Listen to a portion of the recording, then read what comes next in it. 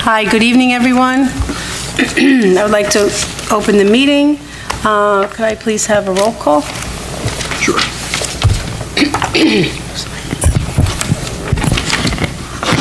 Mr. Accomando? Present. Mrs. Borelli? Present. Mr. Cipollone? Present. Mrs. Mahoney? Mrs. Robinson? Here. Mr. Quinn? Here. Mr. White? Here. Mr. Winnie? Present. Mrs. Zottarelli? Present. Please stand for the Pledge of Allegiance. I pledge allegiance to the flag of the United States of America and to the republic for which it stands, one nation, under God, indivisible, with liberty and justice for all.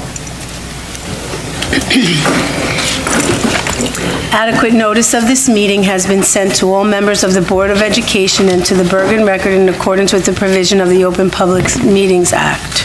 At this time, please be advised that all cell phones and electronic devices are to be turned off. You want to do it? Okay, so we're going to change the order. Dr. Reisenauer is here, Director of Special Services, to give us a presentation. We'd like to start with that before we go into the rest of the agenda. Yeah. Good evening. Okay, we're gonna If the board members sit in the audience.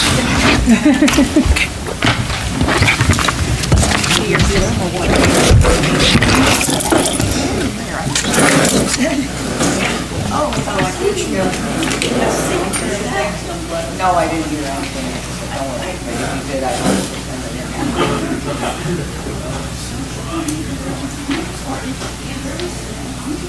I usually sit here. Me too. I was always the same. I'm sitting on the back, I guess, in the front. So good evening. Thank you for giving me the opportunity to speak with you tonight. I've been asked to give a little bit of information about myself personally and to introduce myself to the community and also to explain a little bit about what my vision is for the district. So I'm going to start with my own personal information and move forward from there. My educational path has been long but wonderful. I've always believed that I should be a lifelong learner, and I continue to pursue my education. But I started my undergraduate and graduated from the University of West Florida in Pensacola with my degree in psychology and special education. From there, I moved to Texas, and I went to Texas A&M for my first master's in curriculum instruction with a certification in diagnostics. The certification in diagnostics is similar to what New Jersey calls the LDTC. So when I was in Pennsylvania and in Florida, I could do psychological testing and educational testing. So I was fortunate enough to be able to do both sides of those testings. When I came to New Jersey, I went through the process of getting my LDTC, but I decided that I had that experience and wanted to move forward. So I went into a program at Montclair State for my educational leadership certification and master's. And from there, I went for my doctoral program at St. Peter's University in educational leadership. My doctoral program, my dissertation was called The Role of the Relationship Between the School Board and the Superintendent. I learned an awful lot. I kept it right in New Jersey. So I learned a lot about what makes a good school board and a superintendent's relationship and how that functions within a school's community to create a learning environment for all students and also to support the community as a whole and the teachers. I really learned a lot, and it was really a great opportunity for me to expand my knowledge. That being said, I've been really very fortunate. I've taught in 6 different states, New York, Pennsylvania, Maine, Florida, Texas. I was in Georgia last, and then I came to New Jersey. My ex-husband was in the military. He was a pilot. So you'll notice every one of those states has a Navy base in it. So that's why those are the states along the borders. Since living in New Jersey, I've taught in Palisades Park School District, Englewood School District, South Orange and Maplewood School District, and now I am here. I was also an adjunct professor at St. Peter's University. I taught undergraduate and graduate courses, both in educational leadership, in special education, and reading as a reading specialist.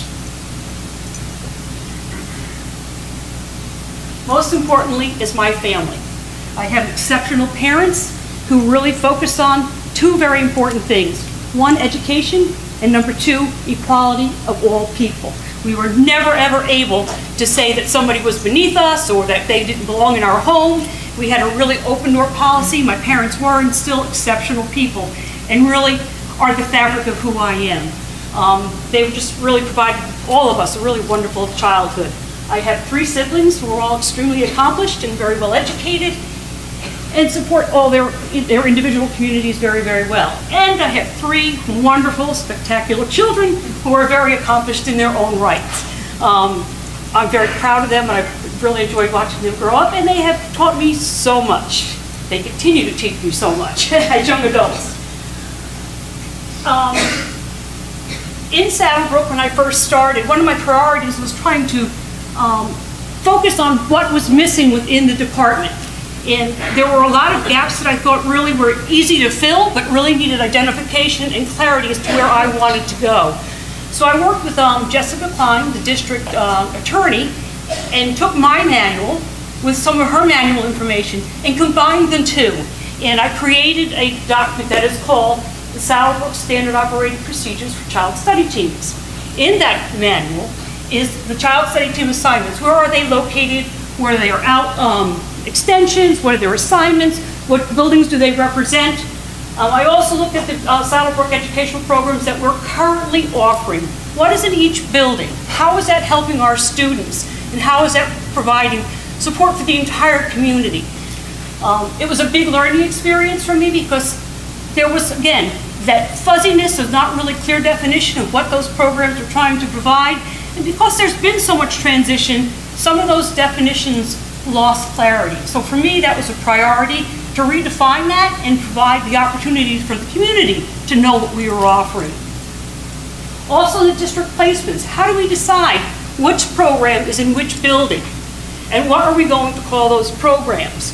Now a lot of that is determined by the child's IEP, but some of it is also determined by space, staff, need of additional support such as OT, PT, speech, behaviorists. So there were a lot of things that go in that decision-making process as to where to put those classrooms, but it was important to me to define how that was happening.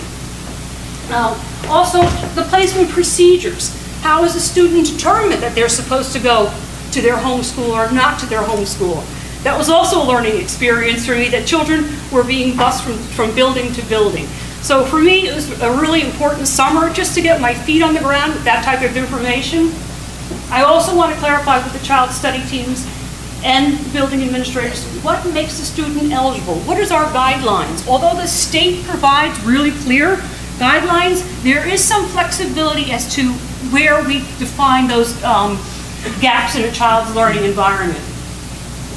I clearly wanted to identify the responsibilities and the position that people were holding in the district.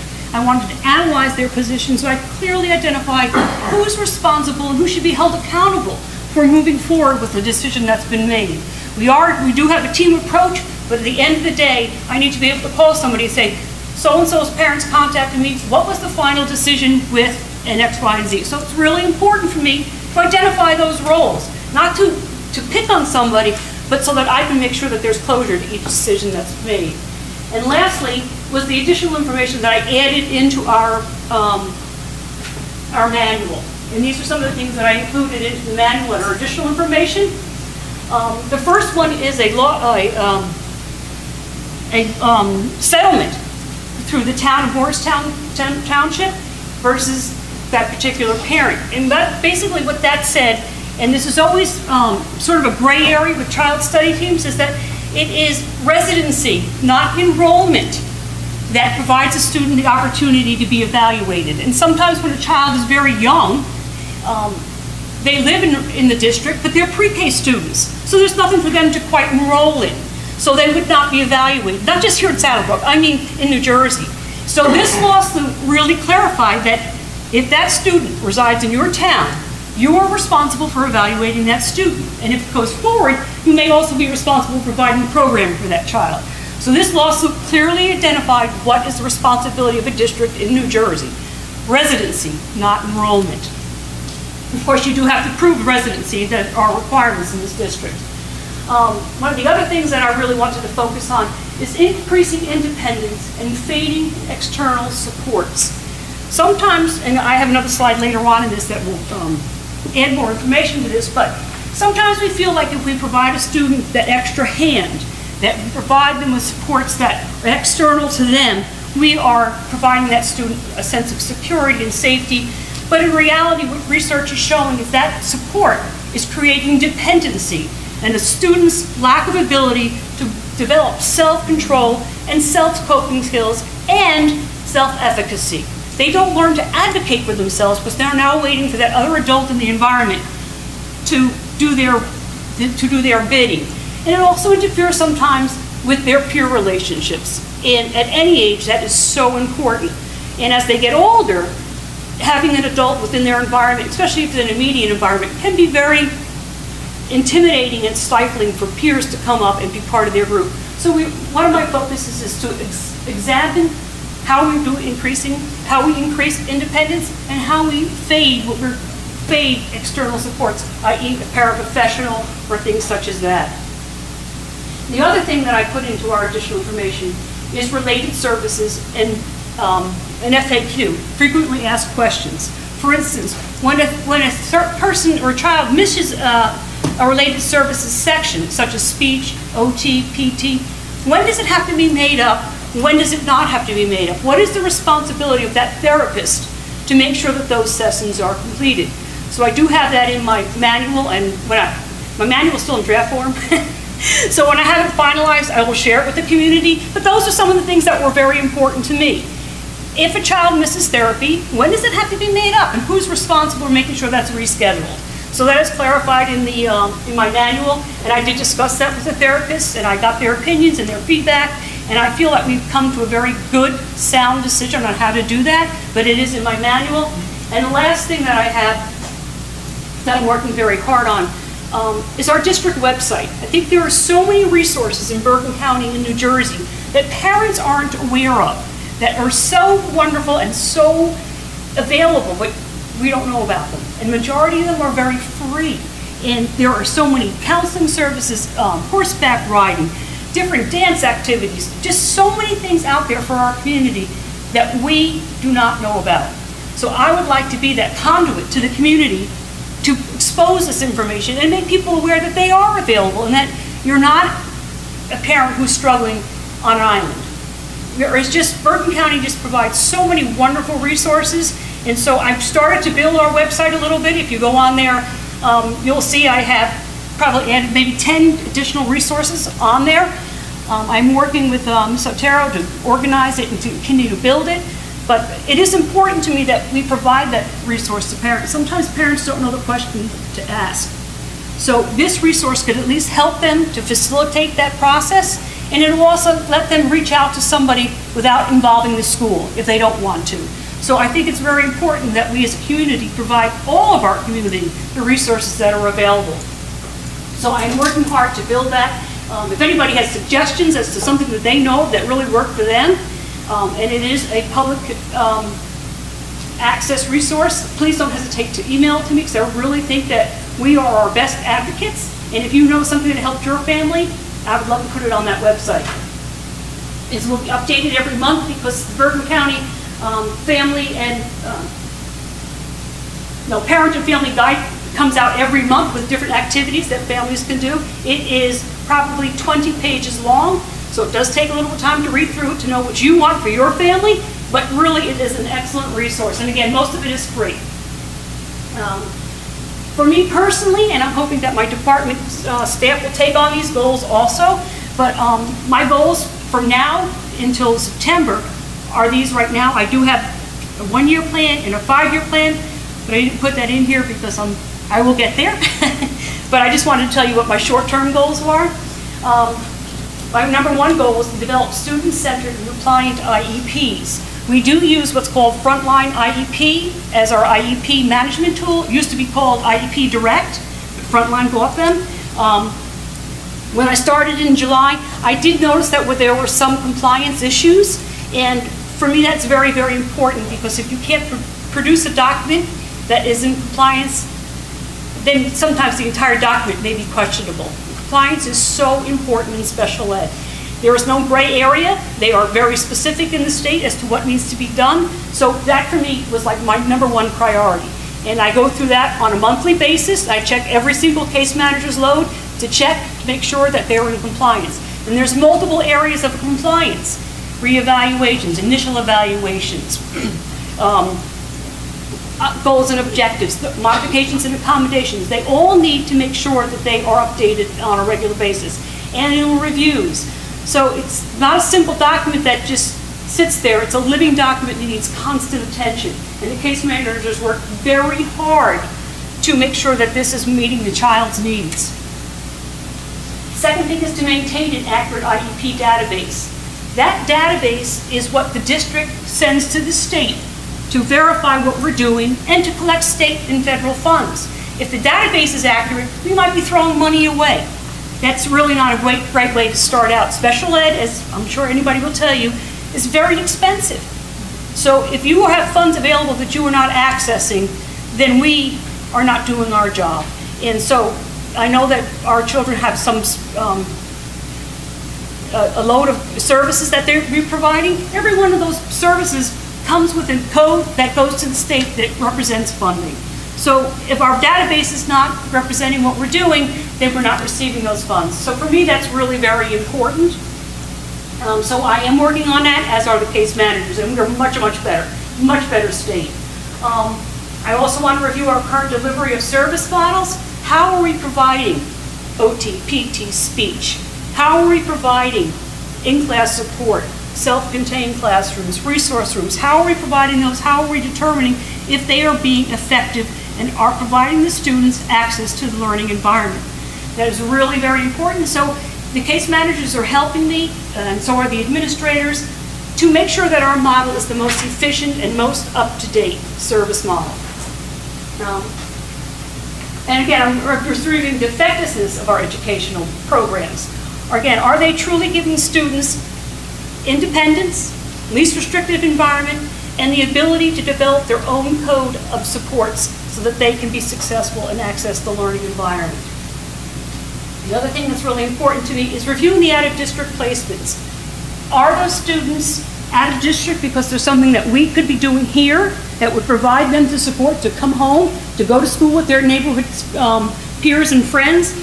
What can we do to support the return of those students, if they're capable of coming, to be successful here? Some districts will bring students back from out of district without the supports in place to provide them a successful experience. That is not my intention, nor would I support that. The supports have got to be in place before you bring those children back. Because the first 10 minutes in that building, those students will know if it's an environment that's warm to them. And so it's very important that when you bring students back to district, it is an environment that is nurturing and accepting and warm. So before you start considering that, it really takes a lot of detailed examination of the programs and supports that we'll need. The other thing that I think is really important, because our preschool program is just growing so much.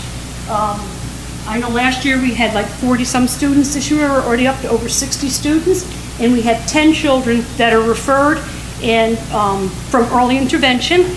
So if all those children are eligible, that will require me to open up another classroom because I have no space available. But it is a great program, and I think it's getting out in the community that we do have something that's really spectacular. So one of the things that I would like to do is to identify and implement a preschool curriculum. Right now we are using a curriculum that is not cohesive, and the teachers have been modifying to meet the needs of our students. So there are 5 or 6 curriculums that the state has approved that we are going to be examining on November 6th. And we're going to go out into the other communities, hopefully, and observe some of those curriculums in place with the students. And so they have some of their favorites already. I have my favorites already. So we're hoping to blend those two ideas and ideologies to create a program that will meet the students in our district. So it does take a little bit of time, but we are ready to go, and we are in the process of researching those. And lastly is the compliance with state reporting. That is very, very important. There's SEMI that we need to be doing. There is our full report that's coming up. All that takes a lot of work. It just does not automatically happen. It's a lot of checks and balances to go through all the databases to make sure that they comply with each other and then that we're not missing funds. So that really takes a lot of time, and Ray is really good at it, so I'm going to compliment him now. So he's on my team. There it is. But we're working very hard to make sure that that is all in place so that as we go forward, we can make sure that our state reporting is in compliance and is as smooth as possible. Again, don't spend the time to read this, but I just want you to know that I am deep in research about how paraprofessionals work and what is the best model of delivery for paraprofessionals. Most research shows that giving a paraprofessional may not be the solution to all problems, and in fact, may create other problems. And so it is on an individual basis. You really have to look at that and make sure that we're providing the students the opportunity to be independent, to develop their own coping skills, to be self-advocates. And if we are creating too much supports, then we are not providing access to the learning environment. So I'm really working very hard to develop a tool that will provide the students, the child study team, and the administrators the opportunity to be the most successful that they can be. Again, if you provide a para, you're not providing the least restrictive environment. So there's a lot that goes into making that decision, and so I am doing as much research as I can to provide the support for the staff to provide the best model possible for students to learn in our environment. And the other thing that I'm really advocating and have been advocating for a very long time is inclusive education. We do have inclusion in this district, but I think we can go further. And Ms. Shanley and I are working on a co-teaching model, and there are several co-teaching models that we can use. I'd like to approve 4 or 5 of them, get them in the system, test them out, see them how they're working, and create a manual and a philosophy about inclusion. And give the students, again, the opportunity to be in school with their typically learning peers. And that's what inclusion is all about, making sure that everybody has access to the learning environment, and part of that learning environment is learning from your peers. And so for me, that's really very, very important.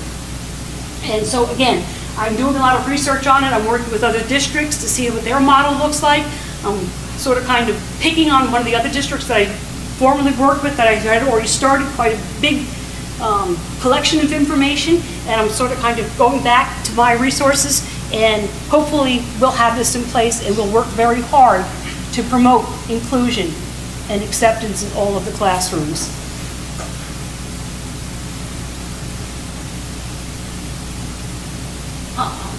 I am also working to continue to promote the Special Education Advisory Group. It used to be committee. They've changed it now to group.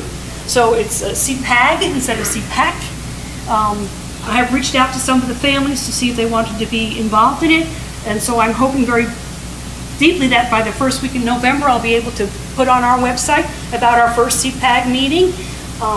And hopefully that we'll get some parents to participate in that, and we can build that and use it as a resource for the community as a whole to learn from each other, to advocate for our students, and to advocate for our district as we go forward. Yes, that's it.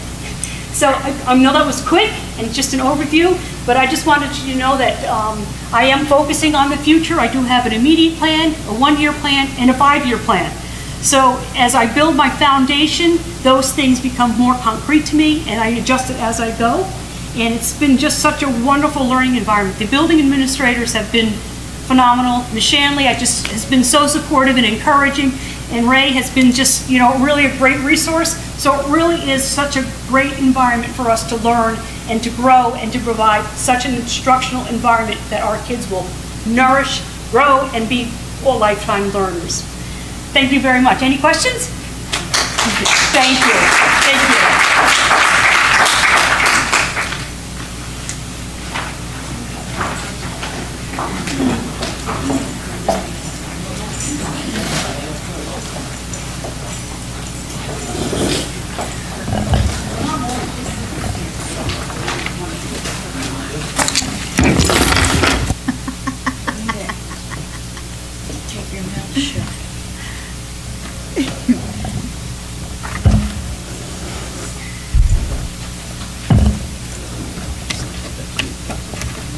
Just because I said I like the color of your shirt doesn't like mean you can pick on me.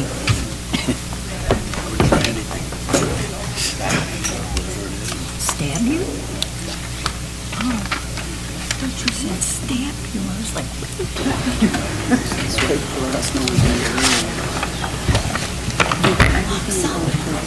about? Okay, I just want to say thank you to Dr. Reisenauer. That was very informative, and we look forward to working with you. Thank you. Thank you, Lauren. Okay. Where are we? Okay. All right, next, you want to go next? Okay, next we'll have the superintendent report. Okay, good evening, everybody. It's on, right? It's working? You can hear it. So I have a lot of amazing news to share from all of the principals and the buildings. September is a really busy month, so we have a lot going on. Just a little bit of district-wide news first. The new district email extension will begin tomorrow. And the new extension, instead of at saddlebrooksschools.org, it's like 97 letters, will be at SBPS for Public School NJ, sbpsnj.org. Will begin tomorrow. We will run the 2 emails concurrently for about 2 years. So everybody will have a chance to transition, and the Google apps will merge. And I think, Mike, it would be great if you could visit us at a board meeting to maybe go over the login with us as a team. Would you be able to do that? That would be great. Okay, so today our faculty members either had building-based professional development, recertification of CPR training, and at the elementary levels they were working on yoga for classrooms. Did you all get your stretch and your groove? How was it? It's good. Did it feel good? Okay, good. And we have a solid plan for November 6th, Election Day. So we will be busy beavers all over the district on Election Day, working on a combination of things like benchmarking at the elementary level aligned to report cards. Shelley Klein will be coming in and working with the elementary teachers on Teachers College running records so that we're all using the same assessment for our students so that we can compare data that is similar. We have curriculum writing, crisis response team training, a wellness session in the afternoon for the adults at the high school, de-escalation training. There will be a lot of great professional development going on November 6th. I hope everybody has the opportunity to vote and to encourage your friends and neighbors to do the same. At Washington School, so I asked each of the principals to give me a little bit of the goings-on in their building. So at Washington School, Dr. Reisenauer, to support their young students, the fire department will be coming to the building on Thursday to provide the students with the opportunity to hear and see what firefighter equipment looks and sounds like in an emergency so that they are not afraid. As she mentioned, the preschool teachers will be reviewing options for curriculum. Bergen County Early Intervention continues to support the district in our child find responsibilities by referring parents to our program, and we anticipate that our program will be growing by December. Mrs. Violetti at Franklin School kicked off the Week of Respect, sharing photos of their students displaying respectful behaviors in our school's social media sites. They started their Pillars of Character in the basement hallway, and they will continue to add the little faces of the cherubs to the pillars throughout the year. There will be more character building by conducting their first family day of the year towards the end of October. And our families at Franklin are multi-grade groups of students so that the older students get to mentor the younger students, and they're so cute. And then the Student Council is excited for Socktober, inspired by the internet star Robbie Novak. Do you know Robbie Novak? I don't know Robbie Novak. AKA Kid President, and his declaration that October should be Socktober and a time to serve the homeless by donating socks. The collection begins on Tuesday, October 9th, and will end on Friday, October 26th. All sock donations will go to Bergen County Human Services Center, and the organization provides housing, meals, and clothing to the homeless individuals of Bergen County, and socks are a much-needed item. Mrs. Jenkins at Long School, the LMS PTO hosted a special assembly that I heard was amazing called the Brain Show. And through this game, the show formats the students. They demonstrated their community spirit. The teachers participated, and I just heard that it was a blast, so much so that they want to bring them back and do a parent event. The School Safety and Climate team met to review and develop programs for the year, and the faculty and staff kicked off the month of October with the Week of Respect.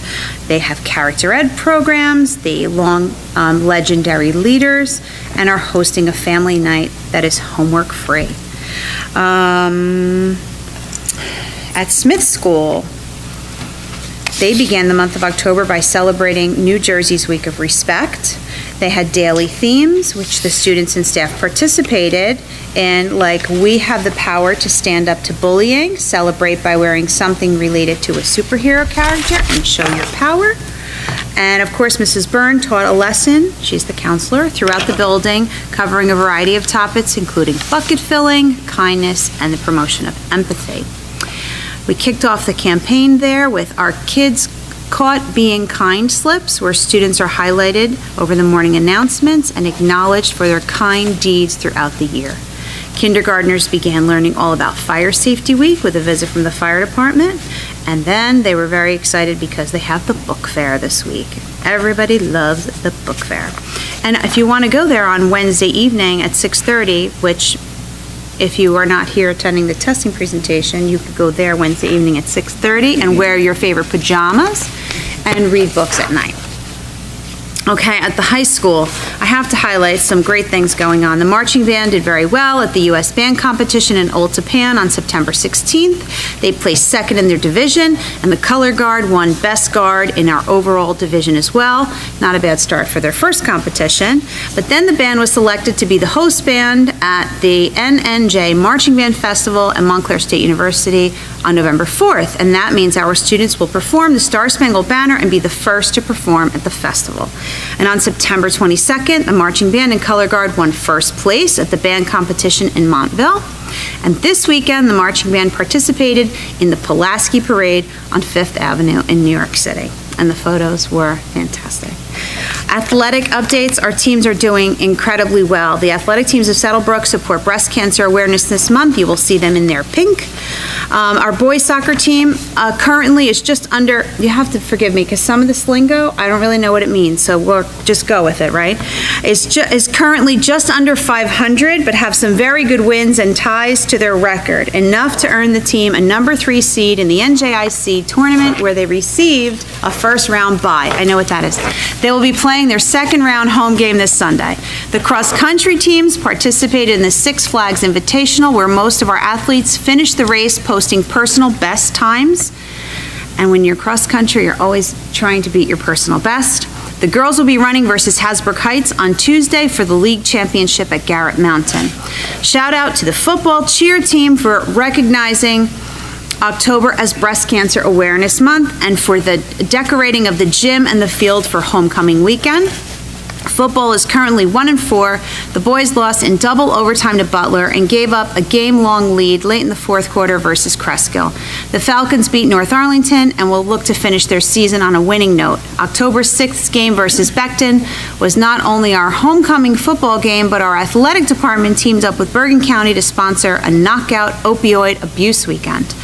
Informational packets and flyers and banners and bracelets were made all week long throughout the school, and the game raising awareness to the opioid abuse problem with high school athletes. Special thanks to the Bergen County Opioid Abuse Team and their help for supplying us with all the informational materials. Really important, good stuff. The girls' soccer team is currently in first place in their league after completing the first half of their schedule. They were rewarded for their solid play by seeding number 1 in the NJIC tournament, earning the first round bye. The girls will play second round this game on Saturday, and come watch as Ashley Grigorovich closes in on her record-setting 100th career goal. Girls tennis has shown great strides in picking up 2 wins so far this season. All the preseason work is paying off for the girls. Volleyball is currently 9-6. The girls will be entering the NJIC tournament and will be gearing up for the NJSIAA tournament. Our congratulations to Martha Gallus for reaching 200 kills for her career, and to Alexandra Zijenko on her career total of 220 assists. Wishing all of our athletes and sports teams much luck and good health in the second half of their season and all of their tournaments. Please come out and support the athletic teams and follow them on Twitter at SaddlebrookAD. Okay, thank you. Sorry. Okay, thanks a lot. A lot of stuff going on. A lot of stuff going on. I know. Okay, Business Administrator's Report. Ray? Okay, I'm going to save some of the agenda items till we get to that page so we're not flipping back and forth. So just a project update. We didn't have a Finance Facility Committee meeting this month, but just to update the board, a majority of our facility projects that were budgeted for this past, during this year have been completed. Some pending projects are some lock repairs here at the high school, a condensate tank for the boiler at Smith School, which is almost installed, and there's going to be some concrete repairs at the front of the middle high school here and at Long Memorial School. Our energy savings and improvement program, which seems like it's been going on for a long time, and it has, but the projects really got started in the springtime. Some of the energy savings measures that were completed today, we have new boiler controls at the high school, some kitchen equipment, the cooking hoods are better regulated now. All interior and exterior lights, bulbs have been changed to LED lights. We have occupancy sensors in a lot of the rooms. Pumps were replaced on the boilers, and we had solar film installed on all the windows in all the buildings. Some of the larger energy savings measures that are still in progress, here we had most of the unit ventilators. That's the control of the heating and air conditioning in the building in each classroom. You'll notice here there's a lot of window unit air conditioners. They're going to be replaced with the one unit will have heating and air conditioning coming through and be able to better regulate and control it and save money. But what happened, we had to wait. Those were removed during actually before school ended, and then they came in towards the end of August, September. They started being installed. So I apologize for the interruptions tonight, but September we were discussing this, that we had to switch to focusing on heating because early September, within 5 weeks, we could be looking to put the boilers on, knowing that this week is going to be 80 degrees tomorrow on Wednesday. So the controls that we're having the whole district switched over on our controls, so they were all disconnected, removed, and new ones are being put in, so they had to wait till a lot of the unit vents or different devices are installed before they can hook the controls to it. So it's just a work in progress. I apologize to the staff for these warm days and maybe the air conditioning's not working, but hopefully it'll get cool. In fact, I saw 2 weeks from now it's going to go down to the below 40 at night, so everybody's going to be looking for heat then. You want heat then? Yeah. So. But that's moving along. More energy efficient. They're called mini split unit air conditioning units instead of having the window unit in several rooms that we use also in the summer. Combined heat and power unit here at the high school is going to be put in the boiler room to generate electricity and also create heat, which is less strain on the boilers. And our solar panels. Initially, we thought we could have solar panels installed on all 5 buildings. We're moving forward with 3 of them, the middle high school here, Franklin and Long, because they passed all their tests for structure and capacity, what they could put on the roofs. They're still looking at options for Smith School and Washington School, so we're going to move forward with the other 3 buildings. The permits will be put into the building department, and the projects they're looking to start sometime over the winter to be completed by February, March timeframe. And it'll get hooked into our electrical grid, and we'll start hopefully saving money soon after that. So everything's moving along. I left out for the public, and I'll pass it around to the board. I just updated the slide. But in November, the Board of Ed is going to be asking the voters on the November ballot for $450,000, a one-time revenue source for the 18-19 budget for security items. Did I want to know? I gave you all of mine. In that question are security vestibules. A few years ago, we did the one at Smith School, was probably the easier one to install, but if you're at Smith School, you can see where's the front set of doors, and then in the vestibule area, there's a second set, so you can buzz somebody in and they get trapped in this set of doors so they're not walking into the school. The other buildings, this one, the high school here is probably the second, I wouldn't say easiest one to do, and then the other three buildings, but that's part of the cost in the $450,000. We also want to install district-wide a emergency notification system, which if there is a cause for a lockdown, will be done automatically, where the system will call the police department, send the notices out through our communication system internally, so you don't have staff fumbling around, dialing the police department and locking down the building. It's done automatic. There's strobes on the outside of the building to alert people from not trying to enter the building. Also, we're looking to do, in that question, additional wireless door locks so we can have better control and secure over different areas of the building. A new two-way radio system that we could have communication through these walkie-talkies throughout the district and also with the police department, and other security supplies for the classrooms and other general areas. So the whole thing is all in security. The estimated tax impact for the average house at roughly $337,000 will cost you $34 for the year. That's just a one-time cost. It's in the budget. We do the projects, and that's it. It doesn't get added to the budget for future costs. So that's the total. And that's it. So just remember to vote on November 6th. We'll get messages out, get the flyer out to the schools, send communication to all the parents and residents, and we'll see what happens. One other item for the school board members. I need to finalize the reservations for the annual school board workshop, which is October 22nd to the 25th. So if you could please let me know by Wednesday what day you're attending, so I could just make the modifications and move forward with that. And that concludes my report. Okay, thank you. Okay, so now we're going to move to the agenda items for board discussion. So it would be on the draft on page 2.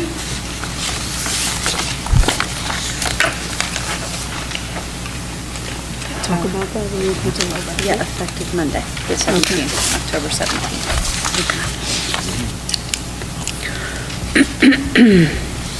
Okay, so the first item, approval of before and after care program at Washington School effective October 17th, you said?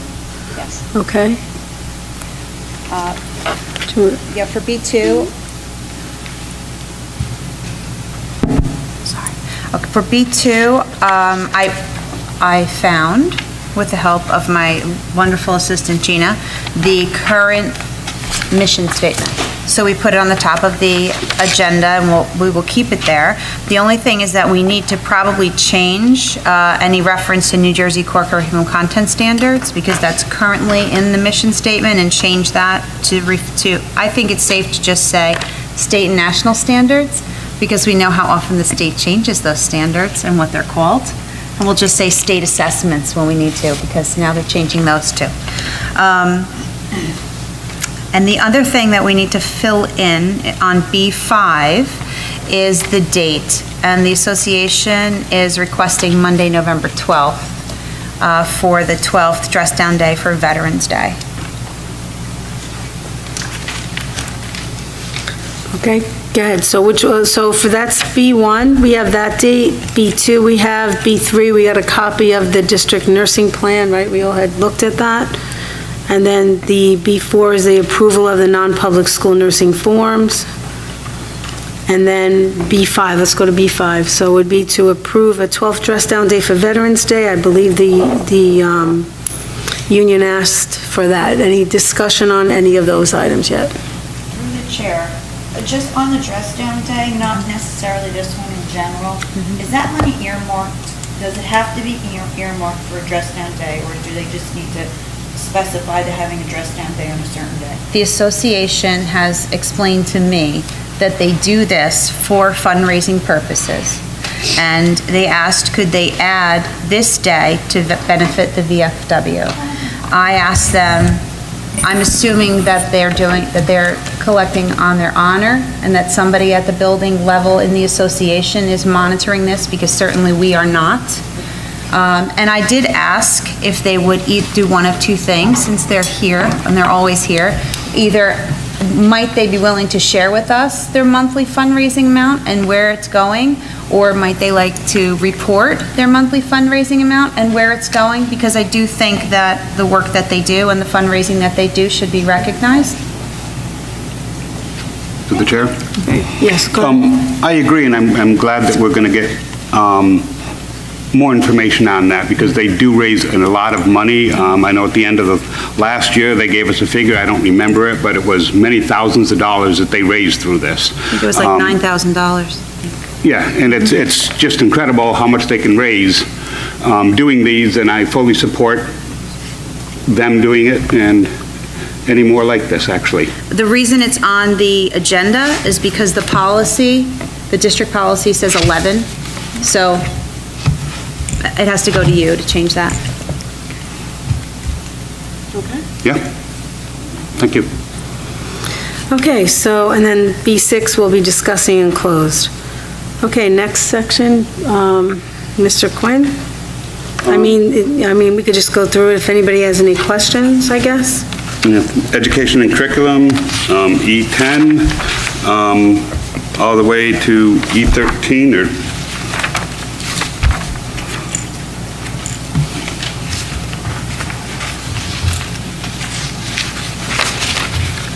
any questions? I do have a description for the robotics club, if anybody is interested in reviewing that, a proposal from the teacher. And I do have dates on field trip requests, but I would share those with you in closed for security. Sure. You want to talk about the robotics? Sure. It would be a good time to do it. Sure.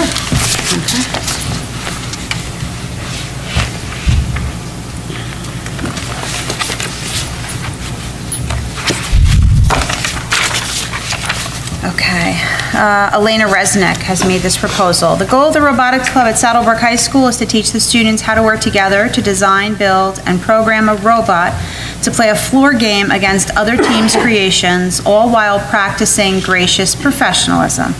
For inspiration and recognition of science and technology, or FIRST as they call it, defines gracious professionalism as a way of doing things that encourages high-quality work, emphasizes the value of others, and respects individuals in the community.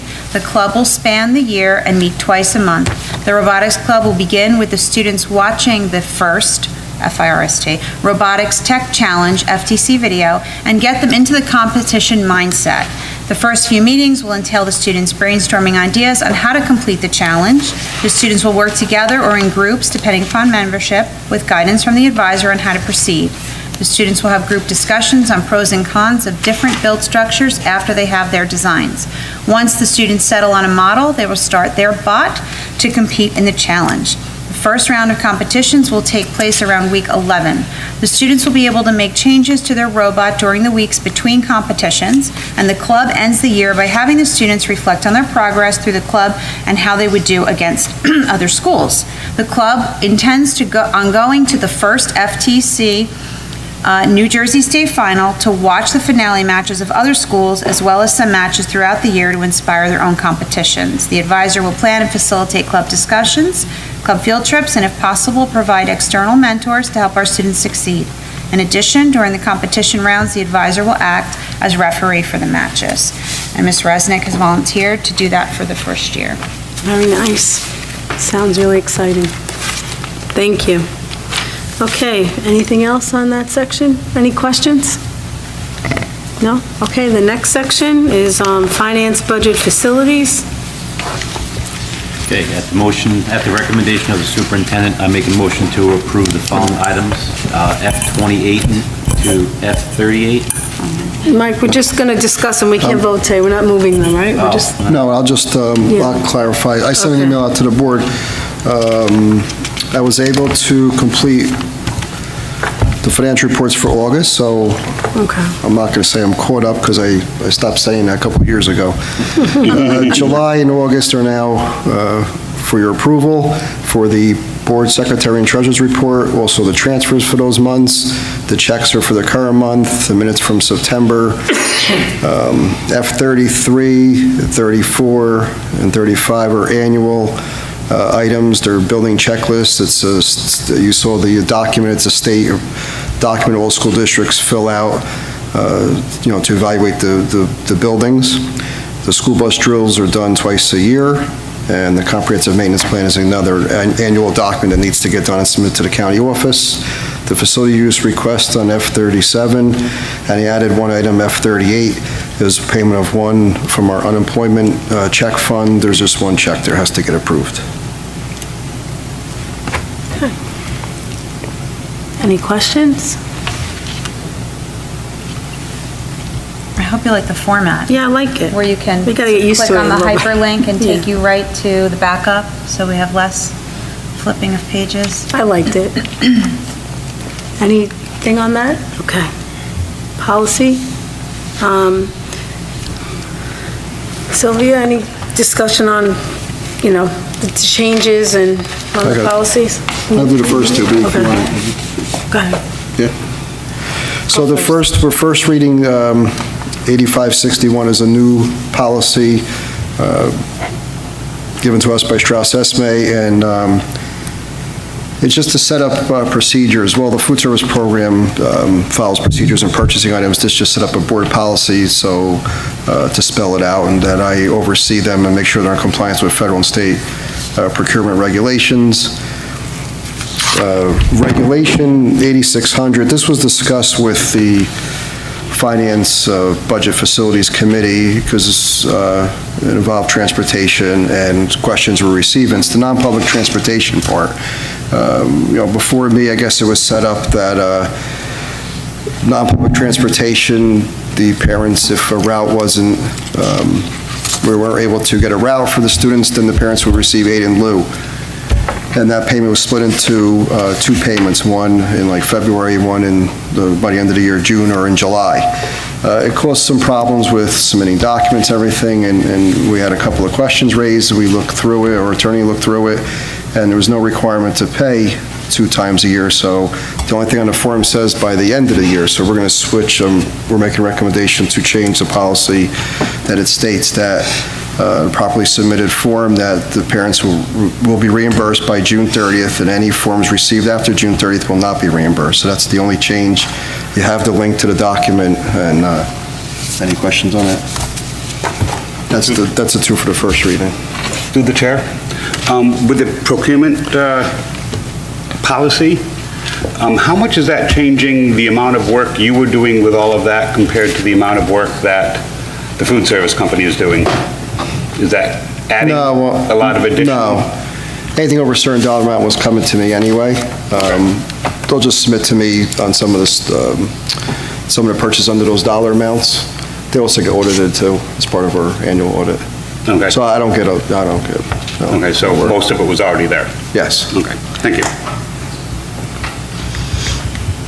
Okay, any other questions on those? Sylvia? Policies for second reading. Any discussion on the policies? I know the harassment, intimidation, and bullying policy, sorry, losing my voice, that there weren't a lot of changes to it, just some wording, because I wanted some clarification on that, but I have it also. 99.9% of our revisions are law state mandated. Yep. Well, Jessica's going to present to us on the 12th, right? So I think we had one choice to make within the policy this round. Yeah, we could talk about that. Yep. Okay. Okay, good. On the All right. 12th, if you're interested in seeing the HIB updates presentation, Jessica's going to dazzle you. Okay. All right, wait now. Okay, the next two are in closed, right? Or- Yeah, we will discuss those okay. in closed. Am I on? I am. Yeah, you're on. Thank you. Yeah, negotiations and personnel are enclosed. All right, are there any other committee reports? Oh, I keep hitting this thing. Or anything else? Correspondence? No. Old business? I just have one thing for old business. Last meeting, we decided to change our committee procedures. Education and personnel, although they have a chairperson, are all board members. And also, Ray changed it for us on the new, this is only till December, and then in January we have new committees. So we have an updated committee sheet. And also, there's a couple of more changes. I was the NJSBA delegate, and Mr. Quinn went to the delegate assembly, so I'm having him do it for now, because he already went. And then for next year, we can decide who wants to be the delegate. And I think that was the only changes, right? So Ray's gonna give everybody a new committee sheet, and it's only till December. In January, we have new committees, so just to clean it up for the end of this year, okay? Does anyone else have anything else? Old business or new business? Nothing? Okay. So sorry, I'm not used to this, so temperamental. It is, it really is, okay. So, can I have a motion to open the meeting to the public?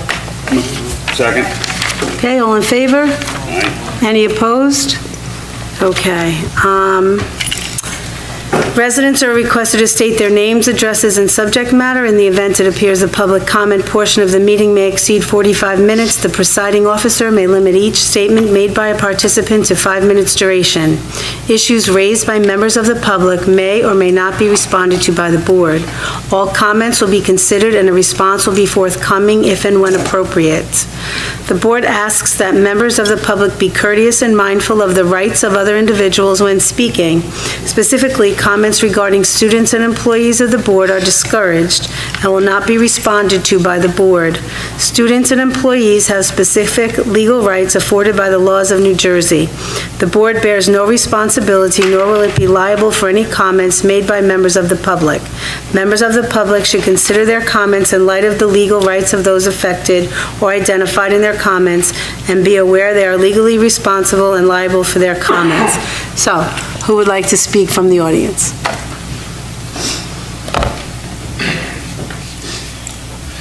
Well, now I can really speak into the microphone instead of like being inaudible. So I remember the last time I did it, no one could really hear me. So now I could really speak loudly. Ryan Roy, 167 Northwest Wing Ave, Brook, New Jersey, 07663.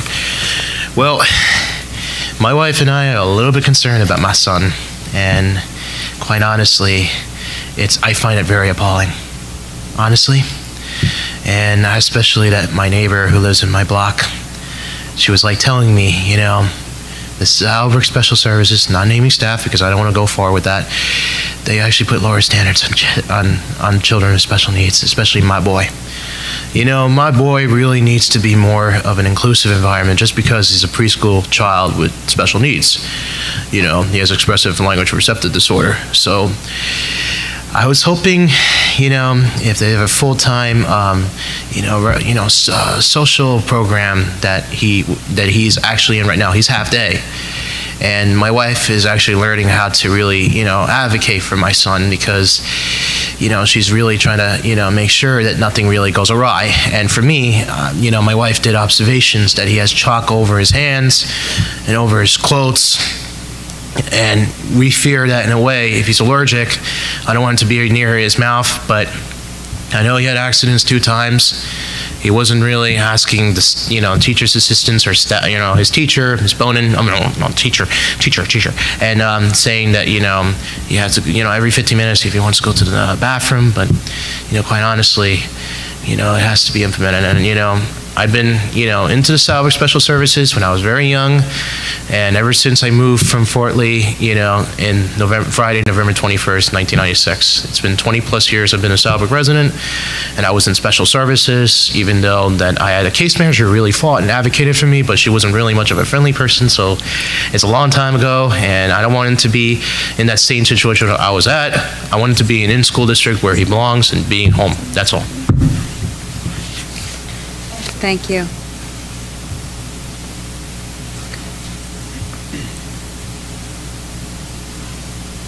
Okay, anyone else from the public wish to speak?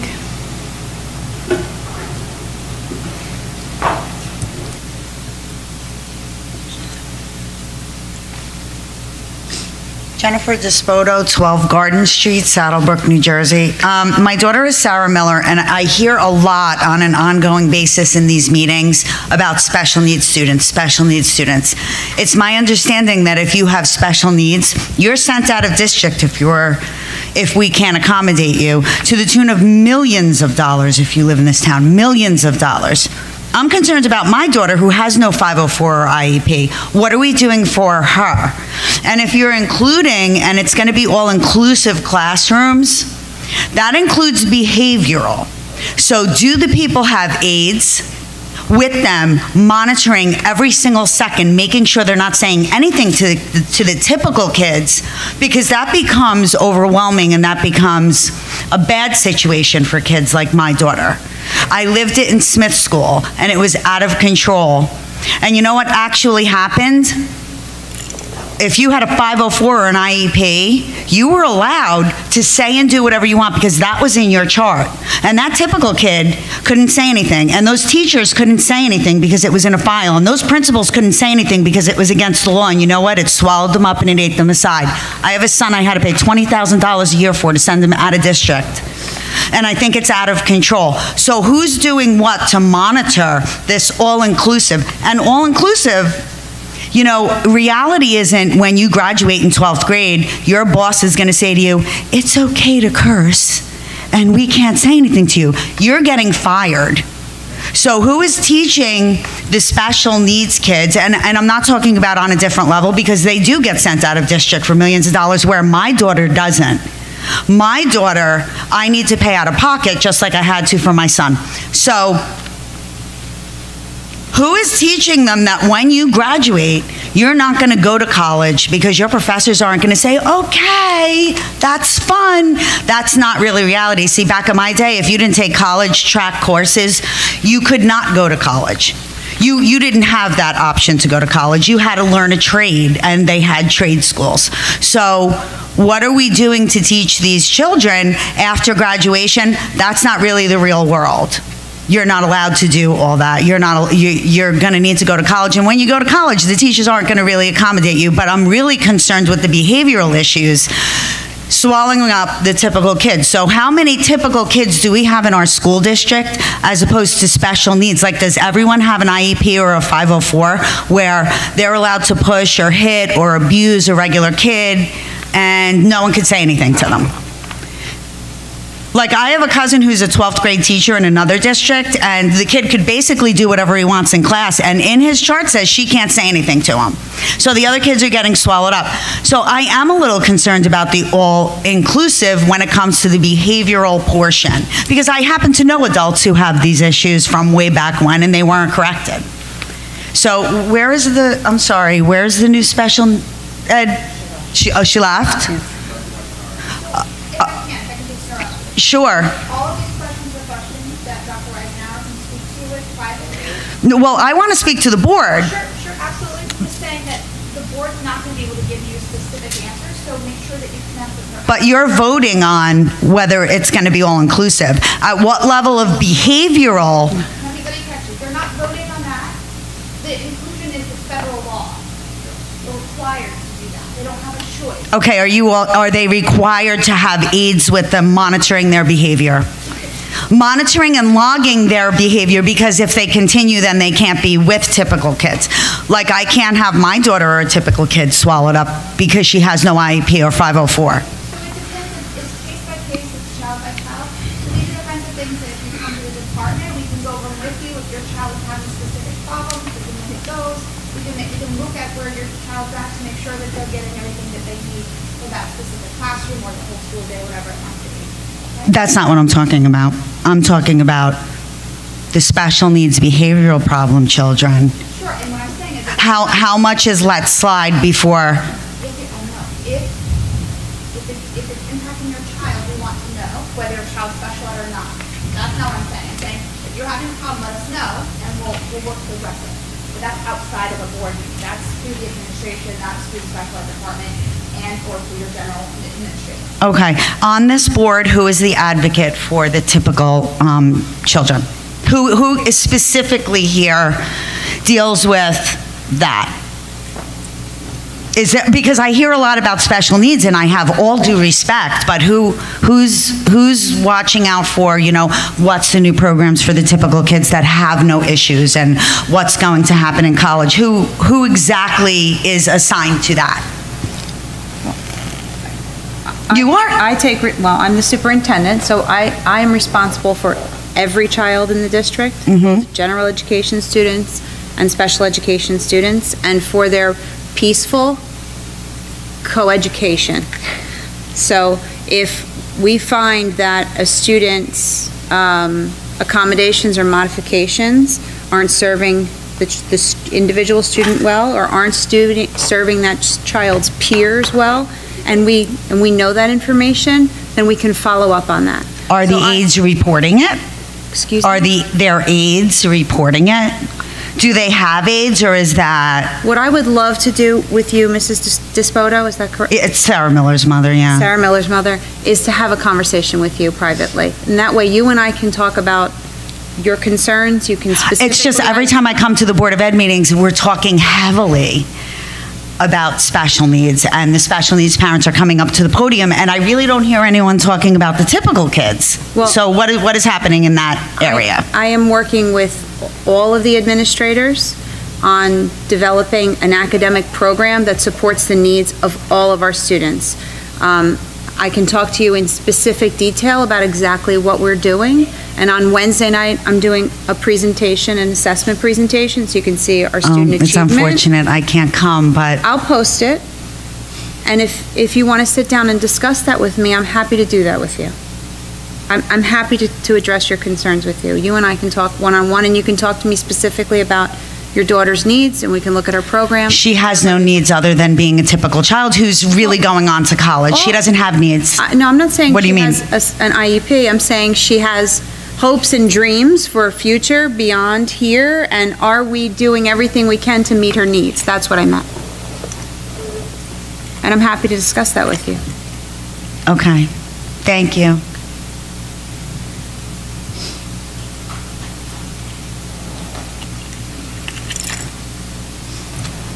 Okay, is there anyone else, sorry, from the public who wishes to speak? Okay, can I have a motion to close the meeting to the public? Motion. Okay. Second. All in favor? Aye. Okay, any opposed? Okay. I got more to read, hold on. Okay. Next is, can I have a motion to go into closed session? Motion. All in favor? Aye. Any opposed? We're going to recess to close executive session to discuss personnel, HIB investigations, contract negotiations, and matters covered by the attorney-client privilege. As per the Open Public Meeting Act, the subject matter discussed may be disclosed to the public if and when the need for confidentiality no longer exists. Action will not be taken when the board reconvenes in open session. Okay? All right, thank you everyone for coming, and hopefully we'll see you either when we're done and come back here or Wednesday. Thank you.